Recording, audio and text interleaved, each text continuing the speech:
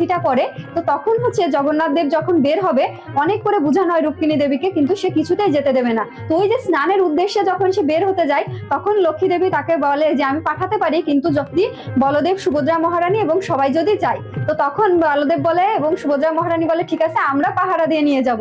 তখন বলদেব সবার আগে থাকে, সুভদ্রা মহারানী মাঝে থাকে এবং জগন্নাথকে সকলের পিছনে দিয়ে তারপরে রুক্মিণী দেবী বিদায় দেয় তাদেরকে।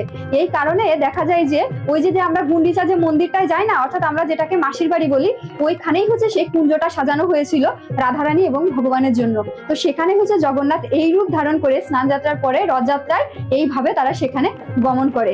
এই জন্য হচ্ছে সবসময় বলদেবের রথটা আগে থাকে, সুভদ্রা মহারানীর রথ মাঝে থাকে, জগন্নাথের রথ সবার পিছনে থাকে, যাতে লক্ষ্মী দেবী এটা মনে করে যে জগন্নাথকে পাহারা দিয়ে ভাই বোন নিয়ে যাচ্ছে, তাহলে সেখানে রাধারানী আর আসতে পারবে না। কিন্তু প্রকৃতপক্ষে সেখানে রাধারানী এসেছিল এবং তারা সেখানে লীলাবিলাস করেছিল।